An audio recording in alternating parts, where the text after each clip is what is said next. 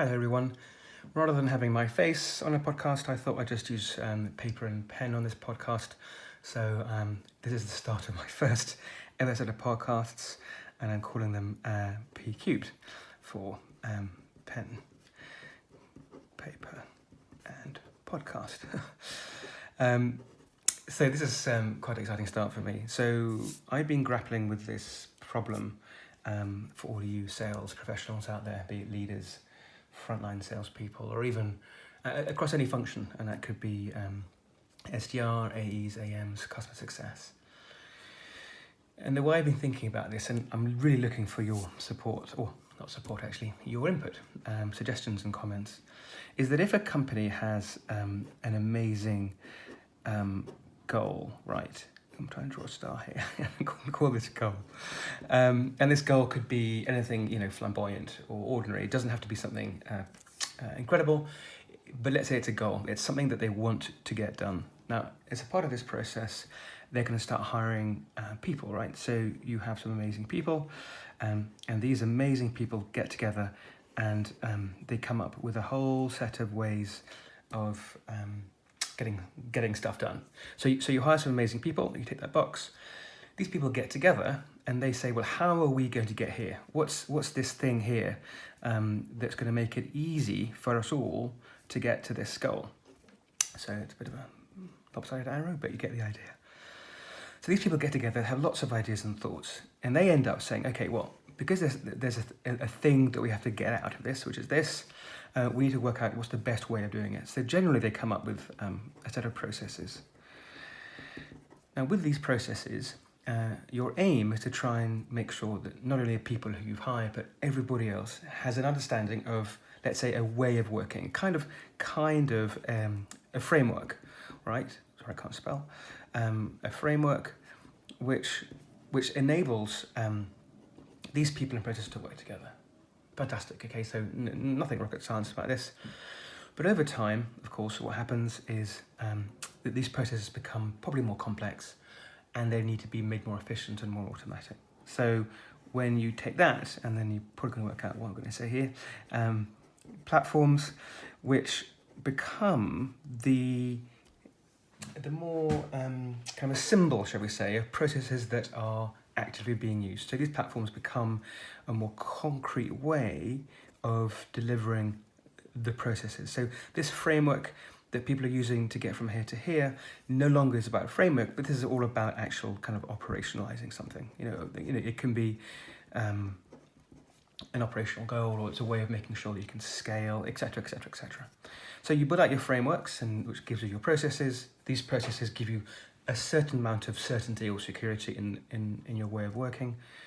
And then you say, hey, hold on, I need to invest in a platform that helps me do something operational with these processes. It's probably to do with speed or efficiency or outcomes. And what I was thinking about this was, well, that's quite an interesting way of understanding how people not only use technology, but also how they buy technology. And so from a sales perspective, I had a couple of thoughts.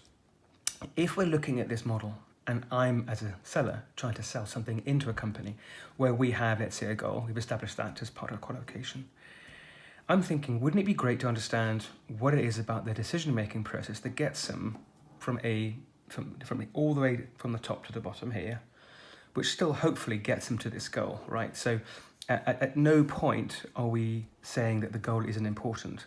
We're kind of just saying that there's been a different way of getting there as things have evolved. So ultimately, these frameworks here aim to get to the goal. The combination here of these operational benefits get to the goal, etc. My point is, do we articulate this enough as salespeople? Do we take the time out to understand exactly who the people are, what they're doing, why they're doing it, what processes are they following? And it could be, oddly enough, multiple processes within an organization. And these multiple processes can either combine into one platform or across a series of platforms. Now, this goal could be something as simple as products or services that are very direct, or it could be more complex in terms of things like data or insights, etc. So it doesn't necessarily, I think, differ if you've got either one or either a very simple service such as online buy a ticket for a cinema, it's very straightforward, or more complex where actually the goal here is data upon which you then need to do some more insights. So you've got your people, you've got your processes, you've got your platforms. I have an idea that for salespeople to do their job properly,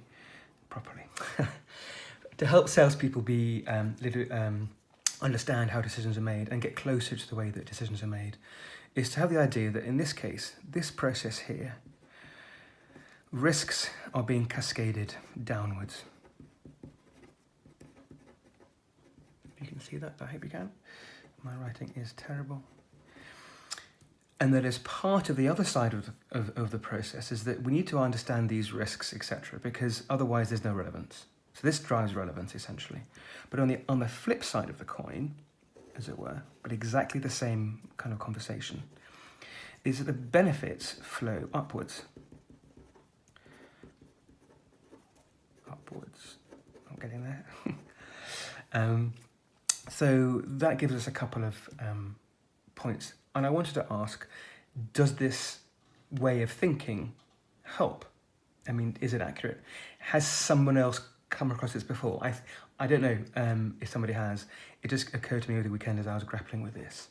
Well, if you look at the way that people are brought together to achieve a common goal, they work together, cross-functionally or within a team to build a set of processes, which is based on the idea of getting to this goal.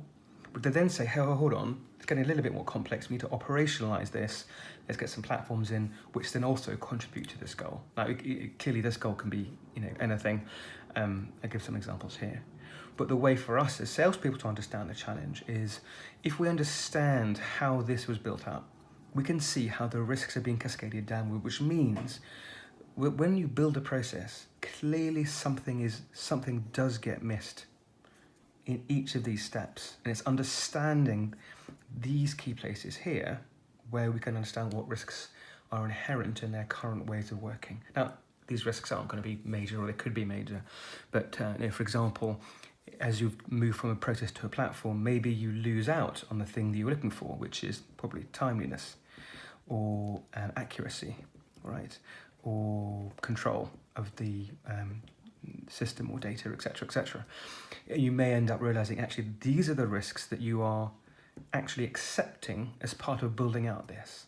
So what I was thinking is, could we identify these risks more effectively and then understand how these risks cascade down? So any risks inherent between here and here automatically get part of the processes, which then become part of the platform decisions. And because you're further away, from the ultimate end point, you're clearly moving away from the proximity to the people who are either engaging with the problem, creating the problem, fixing a problem, or wanting a solution. So my question to everybody out there is, does this make sense?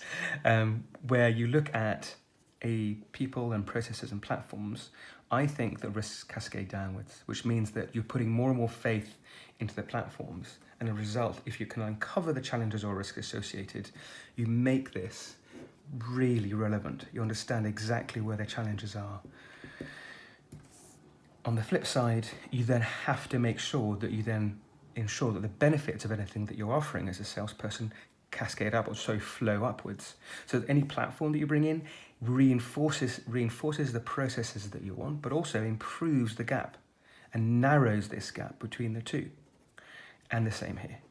How can the ultimate process would be, in fact, that as far as the person is concerned, their day-to-day and their use of the platform is so seamless, it's almost transparent. It almost becomes a utility, but that's probably a different story. Anyway, there we go. I want to leave it there. This is P3, first ever part 1, and I hope you've enjoyed it. Please put comments below, and if you do need any other advice or support, please just drop me a note. I'm on LinkedIn, as you can see, and my name is Julian Johns. Look forward to interacting with you all, and I look forward to building more of these pen and paper podcasts with you all. Drop me a comment if you want anything else in here. I look forward to speaking with you all soon. Looking forward to your comments. Bye.